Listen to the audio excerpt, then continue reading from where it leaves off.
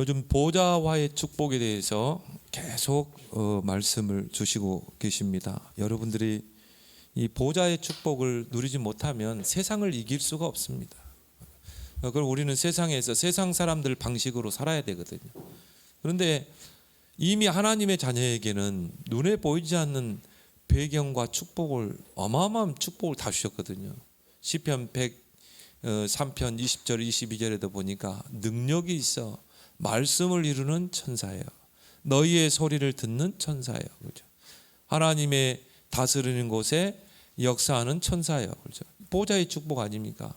그래서 우리가 이런 보좌의 축복을 여러분이 조금만 성삼위 하나님의 능력과 보좌의 축복을 누리면 싸우지 않고도 승리하게 되고 경쟁하지 않고도 서밋의 자리에 서는 그런 축복을 누리게 될 줄 믿습니다. 우리가 렘넌트 7명, 요셉, 다윗, 또 다니엘이 몸부림치고 그러지 않았거든요. 성공을 위해서 바등바등 막 그렇게 안 했거든요. 정말 이 내가 있는 현장에서, 내가 처한 현장에서 보호자의 축복을 누린 것입니다. 그 보호자의 축복을 누리는 게 함께 하심이죠. 여호와께서 요셉과 함께 하신 말은 뭡니까? 하나님은 지금도 보호자의 능력으로 함께 하신다. 근데 야곱이 이걸 모르니까, 야곱이 이걸 모르니까 어떻게 해요? 자꾸 인본주의 쓰고 장깨 부리고 내 생각, 내 방법대로 모든 걸 행하고. 그러니까 계속 오늘 이 베델의 축복을 받기 전에 야곱의 인생은요, 늘 뭡니까? 힘들고 그냥 자기가 스스로 그 어려움의 길을 자처해 가는 것입니다. 고난의 길을 자기가 만들어서 가는 거예요. 그냥 언약 붙잡고 보호자의 축복을 누리고 기다리고 있으면 하나님이 때에 맞춰서 문제를 일으키고 사건을 일으켜서, 우리가 볼 때는 문제라고 하지만 하나님은 그게 하나의 여정이에요. 사건이라고 하지만 그게 여정입니다. 이제 전도자도 그런 이야기 했죠. 진짜 응답은 문제 속에 숨겨져 있다. 위기 속에 숨겨져 있다는 거예요. 그걸 못 보면, 우리가 이 보호자의 축복을 기도로 못 누리면 그냥 문제가 내게 문제예요. 위기가 내게 위기고, 그러니까 뭐합니까? 불신앙하고 낙심하고 절망에 빠지는 것이죠. 그래서 여러분들이 정말 이 보호자의 축복을 누린 여러분 되길 바랍니다. 이 야곱이 베델에서 이걸 진짜 체험했거든요. 야, 하나님이 여기 계시는데 내가 몰랐구나. 하나님이 보호자의 축복으로 나와 함께 하시는데 내가 몰랐구나. 그게 이제 야곱이 잠 깨서 한 고백 아닙니까? 오늘 16절에 야곱이 잠이 깨어 이르되 여호와께서 과연 여기 계시거늘 내가 알지 못했고, 하나님이 언약까지 나와 함께 하시는데 내가 알지 못했구나. 야곱은 꿈을 통해서 봤는데 여러분은 말씀을 통해 믿길 바랍니다. 야곱이 꿈을 꾸는데요, 사닥다리가 땅에서부터 하늘에까지 탁 솟고 하나님은 늘 야곱과 소통하고 계셨다. 사닥다리는 뭡니까? 오르락 내리락 하는 거 아닙니까? 하나님은 지금도 여러분과 소통하기를 원하시는데 내가 소통이 안 돼, 하나님과. 거기에 천사들이 심부름하잖아요. 오르락 내리락 하면서. 지금도 여러분이 기도할 때 하나님 보호자의 능력으로 천사를 동원해서 심부름하시는데, 그리고 그 사닥다리 위에 누가 계셨어요? 여호와 하나님이 계시는데. 그리고 또 중요한 건 뭡니까? 오늘 15절에 내가 너와 함께 있어 네가 어디로 가든지 너를 지키고 너를 이끌어 이 땅으로 돌아오게 할지라. 내가 내게 허락한 것을 다 이루기까지 너를 떠나지 아니하리라. 내가 네게 허락한 것, 하나님이 여러분에게 허락하신 것이 다 있다 이 말이에요. 그걸 이루기까지 어떻게 해요? 너를 떠나지 않겠다, 함께 하겠다. 야곱이요, 큰 은혜를 받고 거기서 자기가 베고 있던 돌을 이제 기둥 삼아서 거기서 뭡니까? 기름을 붓고 거기에 베델이라 칭했죠. 그리고 거기서 이제 중요한 소원을 하잖아요. 그래서 여러분이 뭔가 하려고 하지 말고 보호자의 축복을 누리기 바랍니다. 성삼위 하나님을 누려라. 그럼 오력이 회복된다. 보호자의 축복을 누리라. 그 말은 뭡니까?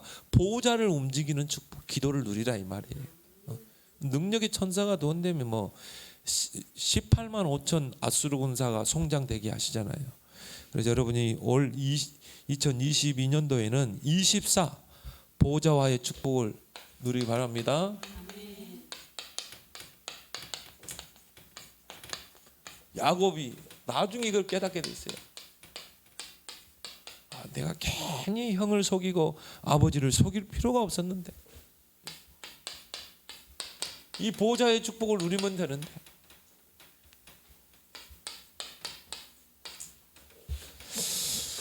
그래서 여러분이 세 가지 보좌와의 축복을 누려라. 첫 번째 뭡니까? 나의 보좌 24를 여러분 개인이 24시간 보좌의 축복을 누려야 돼. 그래서 뭘 붙잡고 393 언약 붙잡고 여러분이 24 보좌의 축복을 누려라. 그렇죠? 혼자서 누리면 돼요. 혼자서. 그래서 요셉이 뭡니까? 노예로 가고 감옥으로 갔는데요. 요셉은 혼자서 정말 이 보좌의 축복을 누리잖아요. 그러니까 오히려 그 현장이 형통한 현장이 됐다. 하나님이 함께 하시는 현장이 된 거죠. 그래서 이 성삼위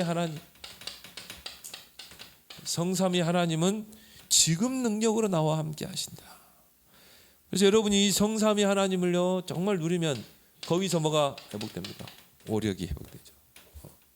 순례자의 길이라는 책을 쭉 읽어보니까 순례자들이 그 광야길을 걷고 사막을 걸을 때요 계속 들으실 때 여호와여 내게 지금 성령으로 충만. 또 내쉴 때 성령이여 지금 내게 충만. 성삼위 하나님을 계속 기도로 누린 거예요. 그래서 그 광야길을 올려 천국길로 누렸다 이 말이에요. 여러분이 성삼위 하나님을요 계속 찾고 또 부르고 기도하길 바랍니다. 오력이 회복돼요. 영력, 지력, 체력, 경제력, 인력이 회복되는 것입니다. 그래서 하나님이 함께 하시는 방법이 성사입니다. 그리고 이 보좌의 축복, 이 9가지를 누려라.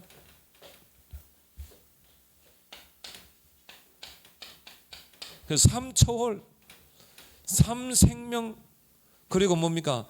3전무후무를 누려라.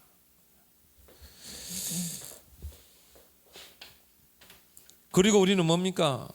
이제 시대를 바꾸는 3가지를 누려라. 3시대. 그래서 여러분의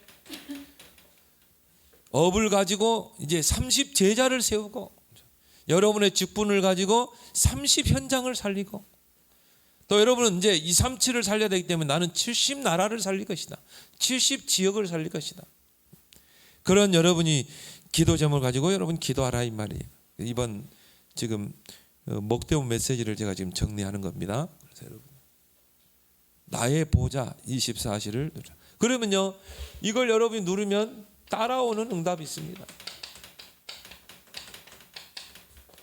따라오는 응답이 있다. 바로 문제를 보지 않아요. 자, 문제가 문제로 보이는 사람은 정상적인 사람이지만 하나님은 이 사람에게 큰 걸 맡기지 않아요. 문제 속에 뭐가 보여야 돼요? 답이 보여야 되는 것이죠. 그래서 모세가 정말 홍해 바다를 탁 만나서 전 이스라엘 백성은 거기서 불신앙하고 우리가 다 죽게 생겼다. 근데 모세는 거기서 답을 본 것입니다. 가만히 서서 불신앙하지 말고 너희는 가만히 서서 여호와께서 행하시는 그 구원을 보라 그랬잖아요. 근데 그러면 홍해가 그러면 문제였습니까? 아니죠. 거기서 하나님의 능력을 보게 되잖아요. 홍해 때문에 이스라엘 백성은 살았고 홍해 때문에 애굽 군대는 다 몰살당하고 어떤 사람은 문제를 만나면 무너져 버리는 사람 있지만 어떤 사람은 문제 속에서 하나님의 응답과 축복과 증거를 찾아내는 사람입니다.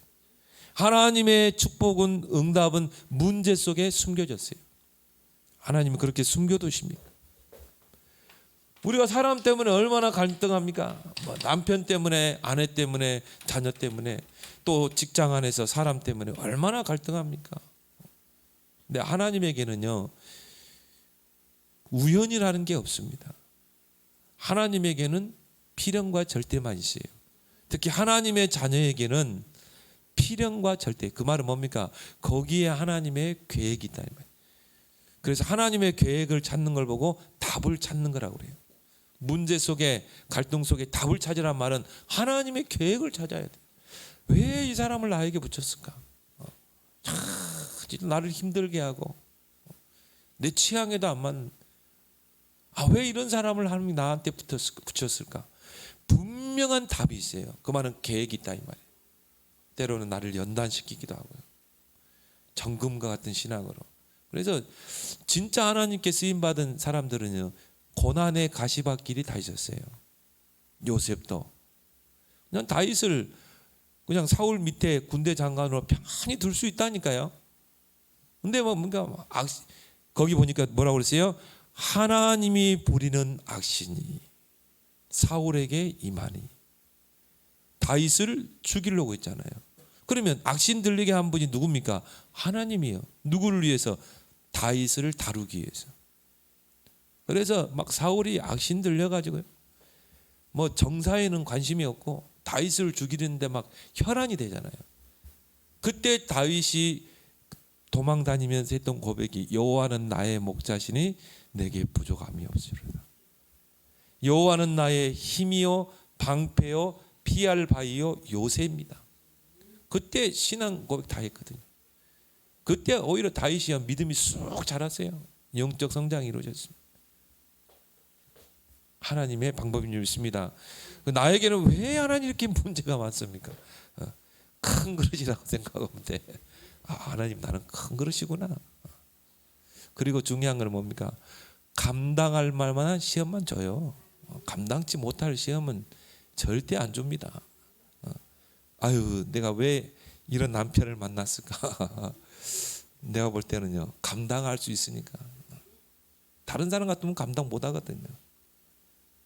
다른 사람 같으면 벌써 이혼했을 겁니다. 아마. 못 산다고. 믿는 사람도 이혼해요. 그죠? 믿음 좋은 분도요, 도무지 이거는 못 견디겠다, 이혼한다니까요. 이혼하면 끝나. 근데 하나님이 내게 감당할 수 있기 때문에 붙이는 거예요. 그러면 감당할 힘도 주시는 줄 믿습니다. 하나님은 시험을 주시되 감당할 시험만 주시고 또 피할 길을 준비하시고 하나님 시험을 주셔요. 아브라함을 시험하실 때 하나님은 순양을 딱 준비해 놓고 시험을 주잖아요. 그래서 여러분 어떻게 해야 돼요? 감사해야 돼요. 여러분이 큰 시험거리 오면 감사해야 돼요. 그리고 이제 응답거리구나, 본격적으로 기도하는 것입니다. 틀림없을 것입니다. 그래서 갱신의 기회. 또 뭡니까? 우리에게 위기가 올 수 있습니다. 근데 이 축복을 누리면 나하고 아무 상관없어져요. 이 속에 다 있잖아요. 성삼위 하나님이 나와 함께 하시고 보호자의 축복으로 나와 함께 하시는데, 나는 시대를 바꿀 그런 전도자로 불렀는데 우리에게 위기입니까? 아니죠. 기회죠. 그래서 도전하면 돼요. 믿음으로, 기도로 도전하면 되는 것입니다.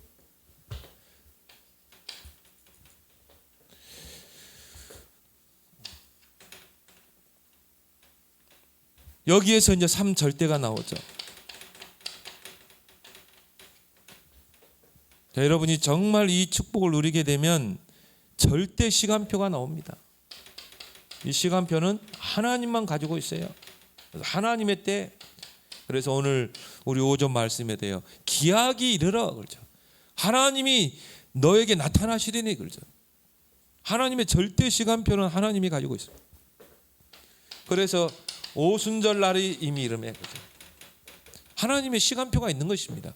그래서 여러분이 지금 조금 현실이 어렵고 그런다 할지라도 여러분이 딱 언약 붙잡고 기도하면 반드시 시간표는 올 줄 믿습니다. 그래서 이 사도행전 2장 1절에 47절에요. 여기서 5가지 시간표가 다 왔잖아요. 오순절 날이름에, 이때에, 이 날에, 그 날에. 이때 뭐 5가지 시간표가 다 오니까 뭐 불과 바람 같은 성령이 임했죠. 3천 제자가 일어났죠.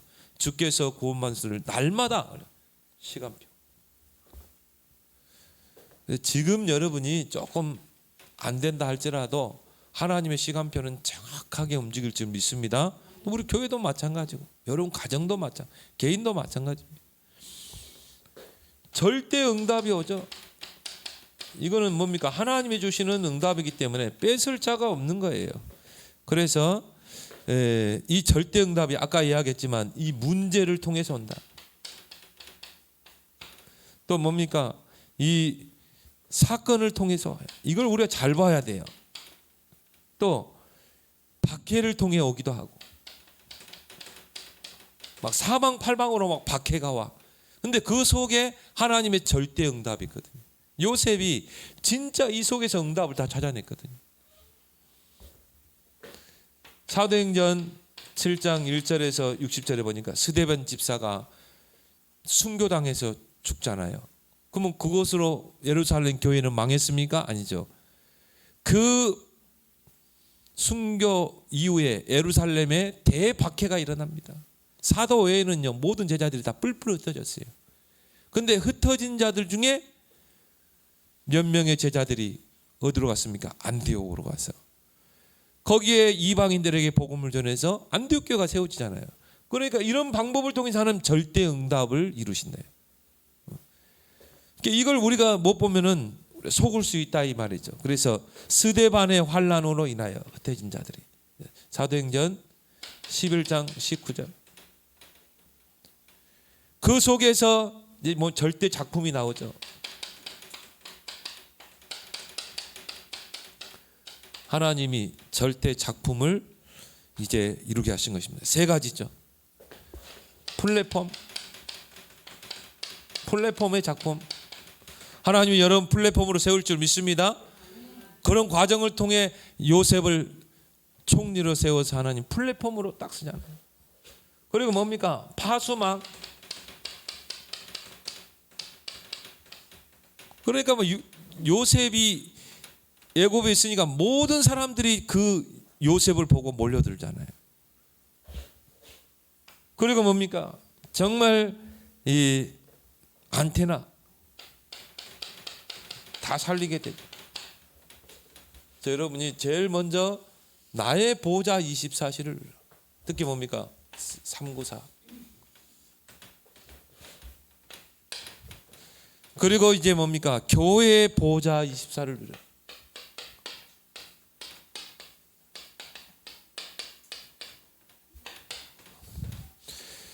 그래서 교회는 어떻게 시작하면 되는가?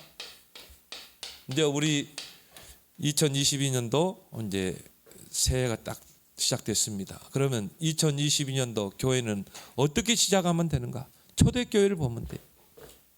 모든 교인들이 갈보리산 이 언약 속으로 들어가는 것입니다. 갈보리산 언약은 뭡니까? 요한복음 19장 30절 다 이루었다. 여러분은 문제는 이미 다 끝난 줄 믿습니다. 여러분의 과거, 현재, 미래 모든 문제를 다 끝냈어요. 십자가에서. 그렇기 때문에 우리는 이제 과거에 묶이지 않습니다. 또 미래도 우리에게 보장되어 있는 거예요. 그럼 우리는 평생을 놓고 오늘을 사는 거예요. 그래서 오늘이 나에게 최후의 기회가 되는 것입니다. 다 끝났다. 솔직히 여러분 문제 없어. 다 끝났잖아요. 십자가에 끝냈지. 그 그리스도가 내 안에 계시지. 그럼 다 끝난 거예요. 앞으로 여러분 살아가는데 문제 많겠죠? 이미 끝난 줄 믿습니다. 그래서 아무것도 염려하지 말라는 거예요. 여러분 이 축복만 누리고 있으면 되는 거예요. 왜? 하나님의 응답은 이 속에 다 숨겨져 있거든요. 문제, 사건, 위기, 박해 이 속에 다 숨겨져 있거든요.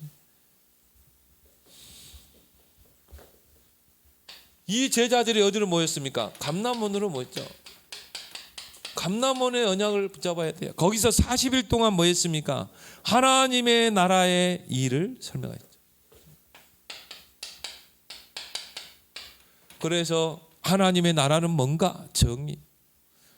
하나님 나라의 배경은 뭔가? 하나님의 나라가 이 땅에 임하면 어떤 일이 일어나는가?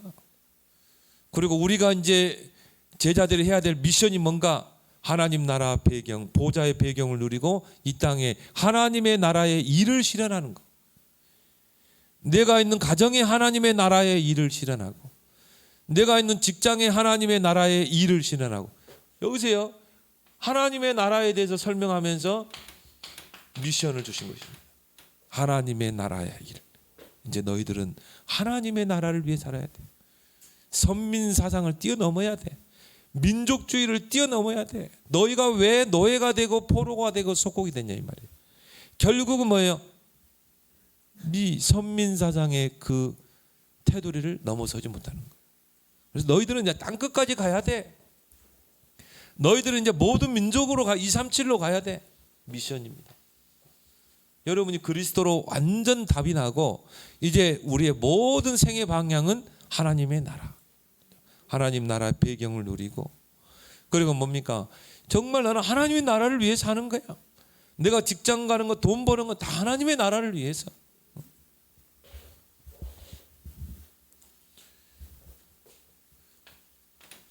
자, 그리스도로 담나고 감람원에 모여서 하나님 나라의 미션을 붙잡은 자들이 어디로 모였습니까? 마가 다락방으로 모였잖아. 이게 초대교회의 시작이다니까. 마가 다락방에 모여서 어떻게 했습니까? 더불어 마음을 같이 오로지 집중하니라. 이제 이 언약을 집중한 겁니다. 내 삶에 집중하는 거야. 그런데 거기에 오순절에 그 능력의 시간표가 임하게 되죠. 5시간표, 5가지 문, 5가지 능력이 임하게 되죠. 그래서 이게 초대교회 시작이었다. 그러면 이제 우리 2022년도 새롭게 시작하는 우리 교회 시작은 뭡니까? 정말 이 갈보리산, 감람원, 마가다락방의 언약을 붙잡아라. 그러면 따라오는 것이 있습니다. 자, 어떤 게 따라옵니까? 빛의 경제가 회복돼요. 이걸 우리가 회복하자 이 말이에요. 어느 정도 237 나라를 살릴 수 있는. 근데 여러분 이게 되면요, 당연히 이게 오게 돼 있어요. 그렇죠? 나는 그리스도로 담났다. 그리고 237 나라의 모든 사람들에게 필요한 게 그리스도다. 그리고 뭡니까? 하나님이 나를 237 나라 살릴 미션 가운데 부르셨다. 나는 237 나라를 복음으로 살릴 것이다. 미션. 하나님 나에게 237 나라 살릴 수 있는 빛의 경제를 주십시오. 이제 기도가 달라지는 것입니다. 거기에 집중하는 거예요. 내 인생 모든 것을 237 치유 서밋에 집중하는 것입니다. 내 주위에 와 있는 237이 있는가? 내 주위에 237이 있는가? TCK가 있는가? 모든 집중을 거기 집중해 보세요. 이건 집중이거든. 마가다락방 이거는 집중이거든요. 내 인생을 거기에 완전히 집중하는 것입니다. 그러면 하나님이 빛의 경제는 누구의 손에 있다고 그랬어요? 하나님의 손에. 빛의 경제를 누구에게 맡기겠어요? 온전히 237에 내 인생의 모든 표대를 맞추는 자. 그래서 바울은 지나온 것은, 뒤에 있는 것은 다 잊어버리고 앞에 있는 그 표대에 내 인생의 방향을 맞추고 나는 달려가노라 그랬거든요. 그래서 바울의 서신에서 가장 많이 쓰는 단어가 달려가노라 그러죠. 표대를 맞추고 달려가는 거예요. 여러분의 인생을 여기다 표대를 맞춰봐요. 그리고 우리는 뭡니까? 치유운동. 결국은 복음이 아니면 근본 치유는 그리스도의 복음이 아니면 치유가 안 되게 돼 있어요. 그래서 이 사람이 뭐 정신 문제로 시달리든 뭐 자폐로 시달리든 뭐 육신의 암으로 시달리든 가장 먼저 시작돼야 된 치유는 뭡니까? 근본 치유거든요. 의사는 치료는 할 수 있어요. 그래서 암 걸리면 수술도 하고, 그렇지만 치유는 못해요. 근본 치유는 오직 그리스도의 복음으로만 되는 거예요. 여러분이 진짜 의사라니까. 내가 볼 때는 의사들은 그냥 메스 가지고 잘라내고 그것밖에 못해요. 꼬매고. 근데 우리는 의사들이 못하는 치유를 할 수 있잖아요. 그 사람이 아무리 막 암 도려내고 아무리 정신병원에 수용시켜서 막 약 들이먹이고 해도 치유 안 됩니다. 근본이 치유 안 되는데 어떻게 그게 치유라고 볼 수 있습니까? 뭐 정신병원에 가둬놓는다고 그게 치유됩니까? 약만 막 먹인다고 치유됩니까? 치유 안 돼요. 그럼 주변에 봤잖아요. 결국 근본이 치유 안 되는데 어떻게 치유가 됩니까? 암 환자들 암 떼낸다고 그게 치유가 됩니까? 근본이 치유돼야지. 근데 여러분은 이게 치유할 수 있잖아요. 오직 그리스도. 그래서 이제 여러분이 이걸 응답받아야 돼. 나하고는 좀 먼 거리야. 내가 무슨 치유 사역을 할 수 있어? 아닙니다. 그리스도 복음의 탐난자, 이 복음을 아는 자는 다 치유 사역자예요. 그럼 여러분 뭐 하면 돼요? 치유 다락방 하면 돼요. 여러분 주변에 영적으로 정신적으로 시달리는 사람 가서 계속 그리스도만 말해 보세요. 중요한 복음 선구 39절만 암송시켜 봐요. 그리고 여러분 이제 치유 미션홈, 이제 우리 집이 조금 이제 뭐 되면은 치유 미션홈을 하는 거야. 또 이 청소년들 치유할 애들이 얼마나 많습니까? 여러분 집을 미션홈을 해서 애들 데리고 자면서 지금 그런 제자들 많아요, 사역자들. 그래서 그 아예 데리고 자는 거야. 데리고 한 달만 자면 다 치유되게 돼 있어요. 치유 다락방도 할 수 있고, 치유 팀 사역도 할 수 있고, 치유 미션홈도 할 수 있고. 그럼 그런 제자들이 교회 안에 세워지면 치유 사역원도 할 수 있고. 이 응답 찾아내야 돼요, 여러분. 237의 응답을 찾아내라. 치유의 응답을 찾아내라. 서밋 운동. 정말 우리 렘넌트를 서밋으로 세우지 않고는요 시대를 바꿀 수 없어요. 그러면 내가 우리 렘넌트들을 어떻게 서밋으로 세울 수 있는가? 여러분이 여러분 주변에는 이 후대들에게요, 이 어린이들 뭐 청소년들에게 진짜 그리스도로 답을 줘보세요. 그리고 여러분이 다락방 해봐요. 그래서 복음이 심겨지면 이 아이가 서밋으로 세워지는 것입니다. 세 가지를 오늘 꼭 찾아나가길 바랍니다. 237 치유섬. 이게 여러분과 가까이 있어야 돼요. 멀리 있지 말고 가까이. 그럼 내가 할 수 있는 서밋 운동이 뭘까? 내가 할 수 있는 치유 운동이 뭘까? 내가 할 수 있는, 나만이 할 수 있는 237이 뭔가? 우리 뭐 백사님 보니까 학습지 하면서 몽골 세대에게 딱 복음 전하고요. 근데 보니까 한국말을 30%밖에 이해 안 해. 그러니까 딱 하나님이 몽골에서 한국 남자 결혼해가지고 복음 접해가지고 제자로 딱 세워진 그 백권사님을 장로님과 백소연 장로님을 딱 붙여가지고요. 그래가지고 뭐 집사님 복음 확실하겠다. 옆에서 통역해주고 세워지는 것입니다. 그러니까 이걸 내가 가슴에 품고 기도하면 하나님이 문을 여시는 거예요. 그거 할 수 있는 빛의 경제를 하나님이 따로 준비했다 하나님 줄 줄 믿습니다. 근데 우리 역전시켜야 돼요. 진짜 빛의 경제 회복해야 돼요. 그러면요 이걸 가지고 이제 세 가지 캠프를 하는 것입니다. 미래 캠프. 많은 사람들은요 미래가 불확실합니다. 그래서 점치고 굳하고 점쟁이 찾아가고 합니다. 미래가 불안해. 그래서 여러분들이요 정말 이 사람의 미래를 딱 밝혀줄 수 있는 캠프는 빛 아닙니까? 미래를 밝혀줄 수 있는 미래 캠프. 그래서 이 사람이 오직을 찾아내면 돼요. 오직 그리스도라야 되는구나. 오직 성령이라야 하는구나. 렘넌트가 이걸 찾아내면 끝납니다. 나의 오직. 기도 캠프. 이제 이거 오직을 가지고 진짜 유일성의 응답을 받도록 해야 되거든요. 진짜 불신자가 제대로 복음 받고 복음 안에 세워지면 진짜 이거 복음으로 다락방에서 세워져서 오직을 찾아내면 불신자가 더 응답받더라니까요. 유일성 응답. 진짜 불신자 중에도 복음이 없다 뿐이지 뭔가 이 규모가 된 사람이 있거든요. 근데 딱 보면 돈 버는 사람은 다르더라고요. 진짜 사업 수완이 있어요. 그래서 나는 이 다빈이 고모를 보면서요, 야, 큰 그릇이다. 여장부야, 여장부. 큰 돈을 주무르 들어가니까요. 근데 여기 복음만 들어가 버리면 이게 진짜 큰일 날 사람이거든요. 내가 볼 때는. 이 사람, 그런 분에게요, 다빈이 고모 같은 분에게 진짜 그리스도의 복음이 들어가서 답이 났다. 그러면 뭐 이 사람은 그런 큰 걸 움직였던 사람이기 때문에 이게 응답 받습니다. 그래서 예수님이 먼저 된 자가 나중되고 나중된 자가 먼저 될 자가 많다. 그런 사람이 나중에요 재창조 작품 만들어냅니다. 기도하기 바랍니다.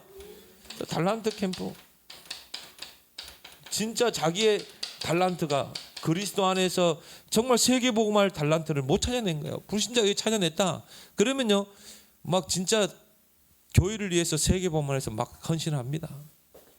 재창조. 하나님의 능력은 어떤 능력입니까? 창조의 능력, 재창조의 능력 아닙니까? 그래서 우리가 꼭 해야 될 캠프. 많은 사람들은 미래가 막연해요. 불안해요. 이 사람의 미래의 빛을 비춰주는 미래 캠프. 이 사람이 조금 기도할 수 있도록, 기도할수록 있도록 조금만 도울 수 있는 렘넌트들은요 5분 집중해라. 하나님 앞에 조금 여러분이 기도의 비밀을 알려주고 이 기도 제목 가지고 기도할 수 있도록, 그리고 달란트를 찾아낼 수 있도록 이미 주어졌는데 렘넌트들이 모를 수 있거든요. 교회가 24 해야 될 축복. 그러면 현장이 살아나게 되죠. 현장에서 보호자의 축복을 24시 누리는 것입니다. 그러면 모든 현장이 다 살아나게 돼 있어요. 이 축복이, 보호자의 축복이 현장으로 연결되는 것입니다. 그래서 현장 24가 되는 거예요.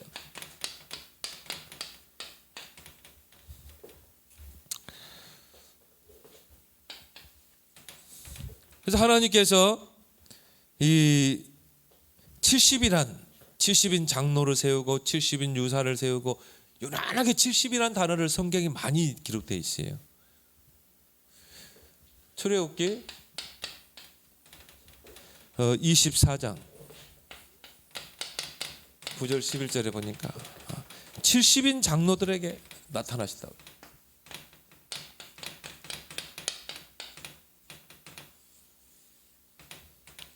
하나님께서 이스라엘 백성과 언약을 맺고 하나님과 같이 광야에서 식탁을 했다고 합니다. 그 광야의 식탁에 70인 중직자들이 있었거든요. 그 말은 뭡니까? 앞으로 정말 이 광야길을 가고 가나안을 정복하는데 중요한 역할을 할 수 있는 사람들이죠. 하나님이 그들과 광야에서 식탁을 했다고 그랬어요. 70인 장로. 민수기 11장 16절에 보니까 70인 유사를 세워라.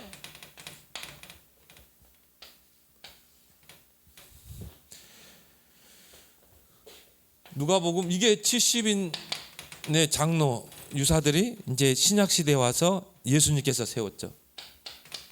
이 12사도를 도와서 정말 교회를 세우고 세계 복음할 그런 70인 요원들, 70인 중직자죠.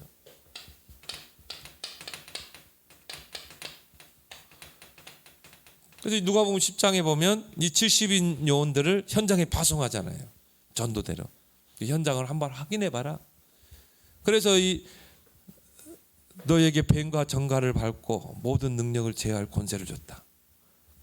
그리고 70인 제자를 파송했는데 70인 이 요원들이 거기서 그리스도의 능력을 체험하고 오죠. 이 멤버들이 나중에 초대교회를 형성하게 됩니다. 그래서 사도행전 1장 8절에 120명 정도 되는 제자들이 마가 다락방에 모였어요. 거기에 70인 중직자가 들어가 있어요. 거기에 중요한 역할을 했던 인물들이 이제 누굽니까? 아나니아와 같은 중직자, 빌립과 같은 중직자, 스데반과 같은 중직자, 중요한 역할을 했죠. 이 사람들이 오순절의 역사를 체험한 거예요. 그렇게 해서 초대교회를 형성하게 되죠. 이런 중직자를 임직에 세웠죠. 사도행전 6장에 보면 스데반의 환란을 향해서 인해서 흩어졌죠. 이게 다 70인 멤버들이라니까요. 현장으로 흩어진 것입니다. 그렇게 해서 이 팀들이 이제 뭡니까? 안디옥 교회를 형성하게 된 것입니다. 이 축복이 어디까지 연결됐어요? 로마서 16장까지. 7가지 별명 가진 중직자들이 나오죠. 그래서 이들을 통해서 로마 복음화가 이루어지잖아요. 교회 안에요. 정말 이 70인 제자, 70인 중직자 우리 놓고 기도하고 여러분이 그 70인 중직자가 되길 바랍니다. 결국은 현장을 살리는 것은 70인 중직자예요. 왜? 현장을 가지고 있기 때문에. 이 70인 제자를 세우고 70인 중직자를 세울 때 따라오는 응답이다.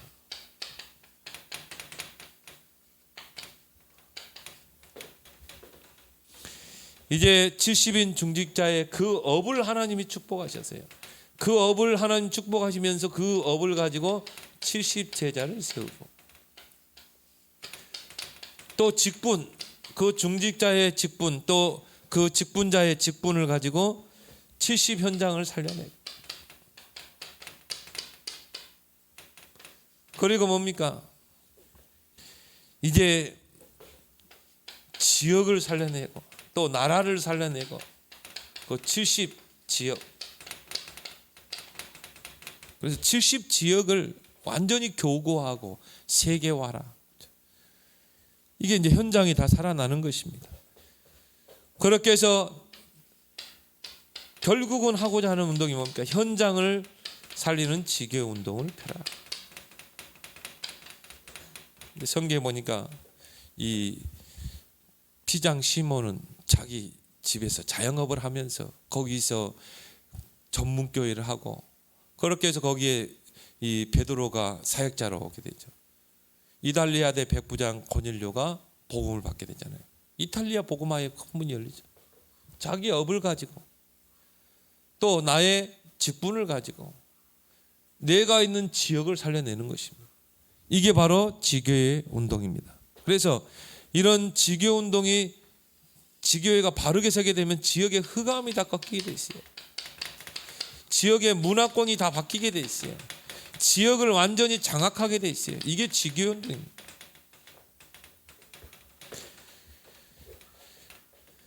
이 지교를 통해서 237 나라가 살아나는 것입니다. 이 지교에서 치유 운동이 일어나는 것입니다. 서밋 운동이 일어나는 것입니다. 그 렘넌트를 다 키워내는 거예요.